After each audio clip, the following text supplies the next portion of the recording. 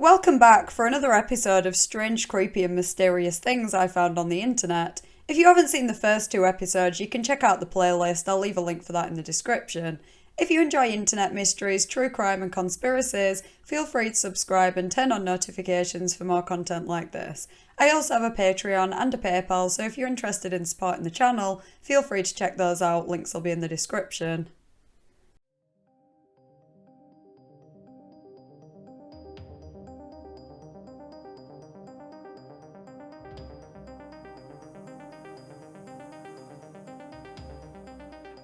Nirvana was an American rock band founded in 1987 by lead singer and guitarist Kurt Cobain and bassist Krist Novoselic.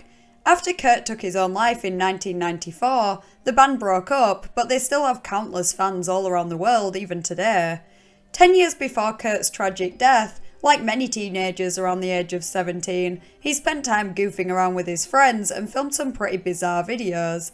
One in particular has been dubbed Kurt's Bloody Suicide. To call it a horror movie would be a stretch to say the least. It's just a bunch of creepy shots stitched together to make a 7-minute long video with no narrative. The clips include Kurt cutting himself, being shot, stabbing a dog, and performing a ritual alongside other random scary shots. It's all fake, of course, almost hilariously so. Right after he pretends to stab the dog, you can see its tail wagging and it gets up. The last couple of seconds could have been trimmed to make it look more realistic, but there's something slightly compelling about the thrown together, not taken too seriously vibe.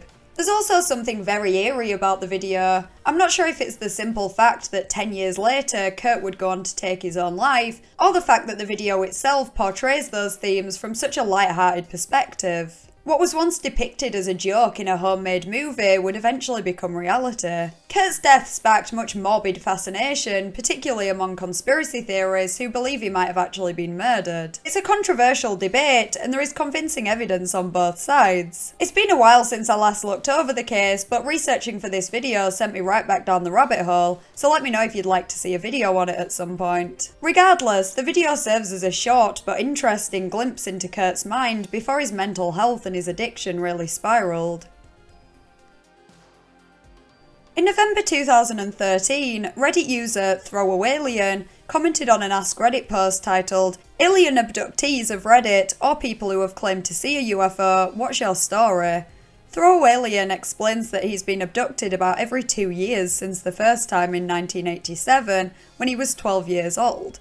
Interestingly, he doesn't have a negative opinion of the aliens and says a lot of the stuff you hear about them is nonsense. They have occasionally cut people open and taken tissue samples, though not in the way that probing is typically depicted, and OP insists that they are able to make you feel okay about it all. In OP's experience, for the most part, the aliens just asked him questions and showed him things like TV shows and even historical videos such as one showing the pyramids being built. They also showed him footage of the Neanderthals and Cro-Magnons.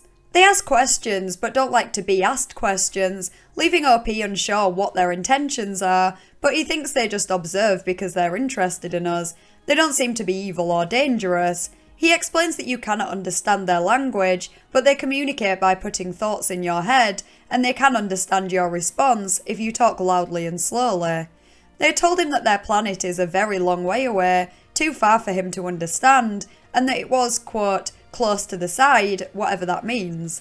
I've seen other posts where people theorise this could be a cryptic way of saying that they're already on Earth, or even inside it, but it's not clear. Naturally, other Redditors had many questions, and OP stuck around to answer some of them. When asked if there's a cover-up, he stated that he doesn't believe there is, because he doesn't think any government really knows what's going on. Another user recommends that he contact the International Centre for Abduction Research, or ICAR, and he says he doesn't believe it's necessary or real. He thinks many stories from ICAR are fabricated because their details contradict his own experiences.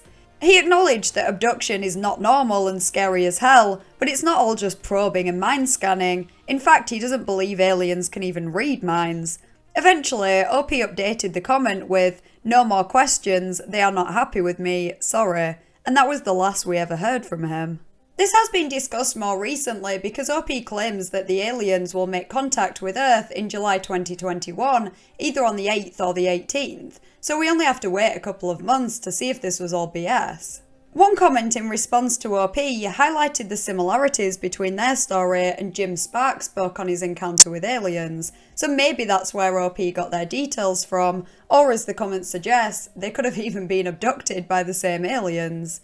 Another Reddit user recently made a post in the aliens subreddit pointing out that aliens seem to have an interest in our nuclear tech, and that Zeta Reticuli, a star system, has been mentioned many times in relation to aliens. It's thought to be the home of the Greys. The first nuclear reaction was on the 2nd of December 1942, and they did the math, which showed that if a signal was sent and a ship left Zeta Reticuli as soon as it was received, the arrival date would be the 9th of July 2021, the day after Throwaway Alien claimed the aliens would arrive. This is quite a coincidence. It would be more so if the date was spot on. But Throwaway Alien did say that he couldn't hear very well. Perhaps the aliens said between the 8th and the 18th. Or it could suggest the story is fabricated and that they just did the same math to get to that date. Who knows?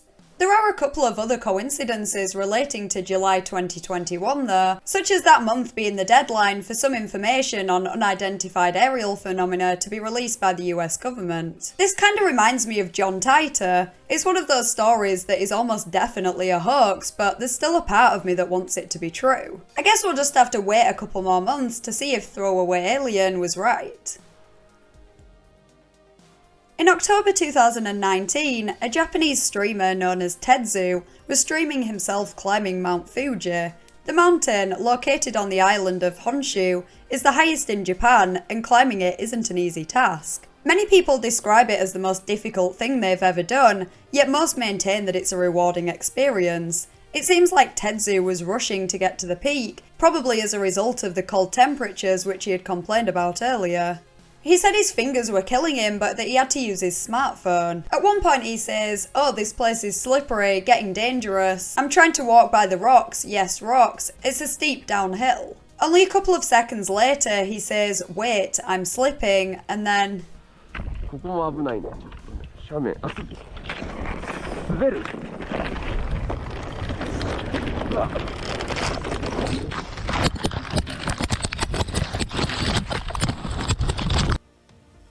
As the camera turns, you suddenly get a visual idea of how far up he is. He's literally above the clouds. Within seconds, the stream freezes, presumably his phone got smashed up during the fall. It must have been awful for any of his fans watching that. It'd be pretty amazing to see your favourite streamer climbing Mount Fuji live, but then such a sudden, tragic turn of events. Police received calls from viewers who saw Tedzu fall, and a team of 10 people was sent out to search for him. Sadly, a body was found at an altitude of around 2,700 metres. Police said it looked like someone had slipped from the peak to around that point, so around 1,000 metres. Tedzu reportedly didn't have the right equipment or experience to be climbing a mountain of that size. It wasn't exactly the best time to be hiking up there either. Apparently it was actually closed at that point. And as you can see in the video, his focus was on streaming rather than the hike, even prioritising the streaming over preventing frostbite in his fingers. According to the Sun Daily, there were rumours that Tedzu had stage 4 cancer and was trying to live life to the fullest. If that's true, it's pretty sad, and probably explains why he didn't take the necessary precautions or take notice of the mountain being closed at that time of year. Variant Creutzfeldt-Jakob disease, or VCJD, is an incurable type of brain disease which has a 100% fatality rate. Causes include eating tainted beef and receiving a blood transfusion from someone with the disease. Initial symptoms include psychiatric problems, behavioural changes, and painful sensations. As the illness progresses, patients may experience poor coordination, dementia, and involuntary movements. These symptoms are as a result of damage to the brain by prions, rogue proteins that hijack healthy proteins, which in turn leads to holes in the brain. According to the New York Times, early signs of prion damage can masquerade as insomnia, depression, confusion. Some victims begin seeing things upside down or in surreal colours, or they hallucinate bugs crawling everywhere. The disease eventually eats away at balance, speech and memory, until the whole of what makes us human is gone. The average life expectancy is just 13 months after the onset of symptoms, though it can be anything from 6 months to 2 years. Examination of brain tissue is required to confirm a diagnosis, so for a suspected diagnosis, it's usually just a case of the symptoms matching and everything else being ruled out.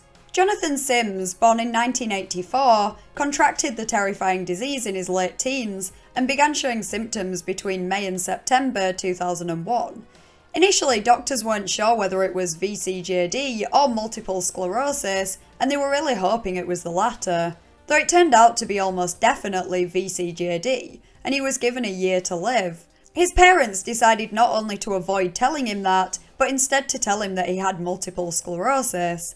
They worried that telling him the truth might have made him worse, but regardless, as predicted, he deteriorated significantly. In December 2002, his parents won a legal battle for him to be treated with an experimental drug called pentosan polysulfate. This medication is used for interstitial cystitis and osteoarthritis and had been shown to slow the onset of VCJD in animals, though it hadn't yet been tested on humans, hence using it on Jonathan was a controversial decision. In addition, getting the right dose was hard because an effective dose and a lethal dose are very close when used on animals. The drug has also caused cerebral hemorrhage, convulsions, and extensive brain damage in animals. So it was a risky move, and many medical professionals opposed it because it hadn't even been shown to reverse the disease, only to slow the progression of it. By this point, Jonathan was unable to walk or talk. He lost his ability to speak after developing pneumonia the day before his 18th birthday.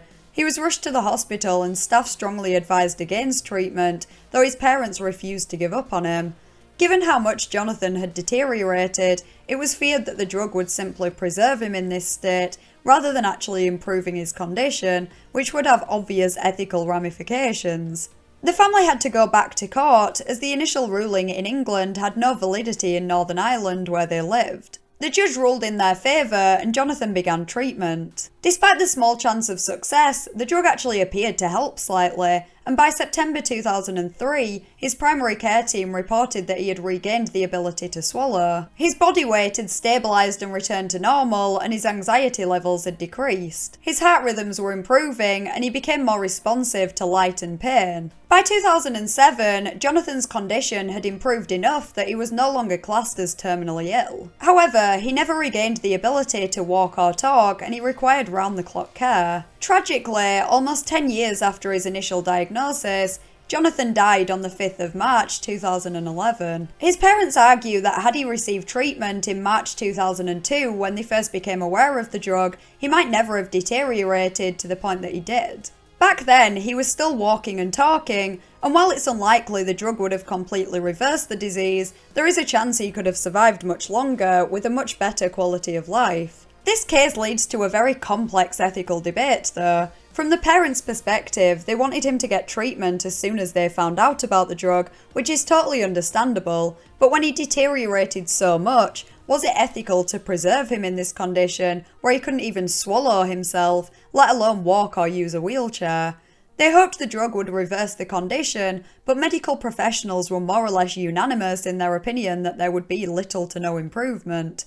Jonathan did improve more than expected, but his quality of life was still relatively poor. It appears that he was never told that he had VCJD, so he couldn't have actually consented to any treatment himself, which is an issue in itself. I can't help but wonder if he would have wanted to carry on like that. I know I certainly wouldn't. Though another point to consider is the value of the medical knowledge that could be gained from this case study. The improvement in Jonathan's condition inspired hope that a cure or at least an effective treatment could be found. I don't necessarily think it would be ethical to test this drug on Jonathan without his consent for the sole purpose of research, but if they were going to treat him with it anyway, it kind of seemed like the perfect opportunity to study the drug further. I couldn't find much information on what happened between September 2003, when his condition reportedly improved, and his death nearly 8 years later. I'm not sure if he was given the drug continuously over that time, or if he was given other medication to keep him alive. Personally, I can totally understand his parents wanting to try everything to bring the son back, and I don't blame them for giving him this drug. Though if and when they realised that it wasn't going to improve his condition enough for him to even be able to talk, I think it should have been stopped. I really feel for his parents. His dad even quit his job and spent up to 14 hours every day researching the disease, desperately hoping to find a treatment for his son. But ultimately, I think keeping him alive for such a long time may not have been in his best interest. By 2004, the drug had been administered to 12 other people suffering with VCJD. 1 died, 5 continued to deteriorate, and the condition of 6 patients appeared to have stabilised. I'm not actually sure what happened to those 6 people. There doesn't seem to be much information online about it, but I imagine they eventually died from the disease. There doesn't appear to have been much research on the drug as a treatment for VCJD. It's clearly not a miracle cure, but I am surprised that they haven't researched it further, as it does seem to have potential as a treatment. And if it was studied further, perhaps ways would be found to increase its effectiveness and decrease the risks. There is still no cure for VCJD, but thankfully it is relatively rare, with 177 cases between 1996 and 2013. And that concludes episode 3 of Strange, Creepy and Mysterious Things I Found on the Internet. If you have any suggestions of things you'd like me to cover in a future episode, please leave them in the comments or contact me on Discord, Twitter or Reddit, links are in the description.